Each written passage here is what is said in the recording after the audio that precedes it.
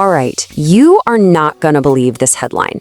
In a story that has absolutely defied all the odds and completely rewritten the book on what a quarterback's legacy can be, we have a new Super Bowl champion. And his name is Sam Darnold. Yes, you heard that correctly. Now, this all comes from a wild hypothetical scenario debated over on ESPN's First Take, where the journeyman quarterback somehow leads the Seattle Seahawks to a championship, and it forces everybody to completely rethink his career and, honestly, the entire landscape of the NFL. Okay, so let's just dive right into this, because the stats behind this championship run are they're mind-boggling. First off, he becomes the first starting QB ever to win a Super Bowl with his 5th team. And get this, after leading the league with a staggering 20 turnovers in the regular season, he goes and does the impossible. He commits 0 turnovers in the entire postseason, not a single one. And on top of all that, more than half of his playoff drives ended with points on the board. This isn't just a win, it's a flat-out statistical miracle. So, with a run like that, it begs the biggest question of all. After a career that's pretty much been defined by doubt and letdowns, has Sam Darnold finally earned his respect? And believe me, the analysts, they are fired up and totally split on this one. First up, you've got former player Chris Canty. And for him, the answer is a resounding yes. He has this great line.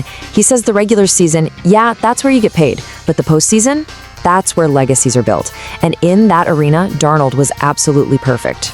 And Canty takes it even a step further. He's basically saying Darnold is the new poster child for that age-old NFL story, that really bad organizations can ruin really good quarterbacks. For years, we all judged him based on his time with, the Jets and the Panthers. But this run proves he had the mental grit to survive all that and come out on top. Now, on the other hand, you have Jeff Saturday, and he comes in with a more measured take. He's not ready to crown him as one of the all-time greats or anything like that. Instead, he sees him as a good quarterback who just played absolutely great when it mattered most. So Saturday kind of breaks it down like this. He says Darnold just did 3 things perfectly. 1, he played his role. He stayed away from those back-breaking drive killers like bad sacks or turnovers. 2, he kept his ego in check and was self-aware enough to know it was a team win. And 3, he did something incredibly rare, joining Drew Brees in that exclusive club of quarterbacks with a flawless 0-turnover postseason. That right there is just smart, winning football. And then, you knew he was coming. You've got Stephen A. Smith. And for Stephen A., this isn't even a debate anymore. It's over. Case closed. His doubts are gone, and he is demanding that you give this man his respect.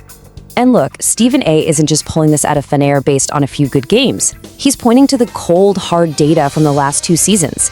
A 28-6 record, over 8,000 yards passing, 60 touchdowns, a completion percentage over 66%.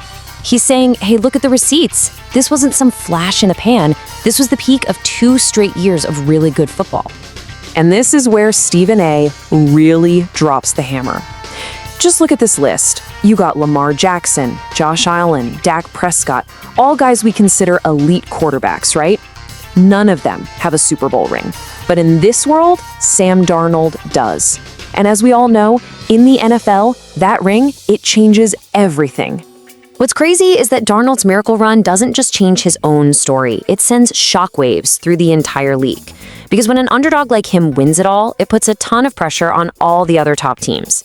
So the real question becomes, whose clock is ticking the loudest? All right, so let's get into it. Whose championship window is slamming shut? Each analyst had a totally different team in their crosshairs. First up, Stephen A. is looking straight at the Detroit Lions. And his reasoning? It comes down to 2 big things. First off, the brain drain. I mean, losing both your offensive coordinator and your defensive coordinator in the same offseason, that is a massive hit. And second, just look at that roster. It's loaded. You just don't get a team that talented every single year. For Stephen A., if the Lions don't make it happen next year, that window could slam shut for a long, long time. Okay, next up is Jeff Saturday. And his pick?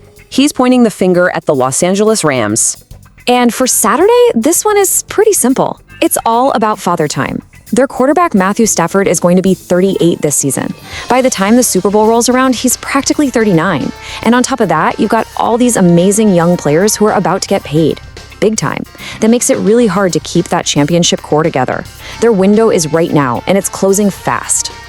And finally, Chris Canty singles out a team that feels like they've been right there for years: the Buffalo Bills.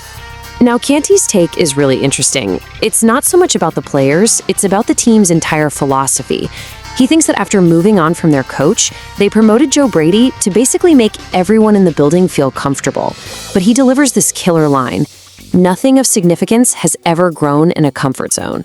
He's just not convinced they made the winning choice instead of the comfortable choice to finally get Josh Allen that ring. So, when you take a step back from all this, it leaves us with one huge, fascinating question. What really builds a legacy in the NFL? Is it the years and years of sustained elite talent that we see from some of the greats? Or is it all about that one perfect, improbable run where you catch lightning in a bottle at the exact right time? Something to think about.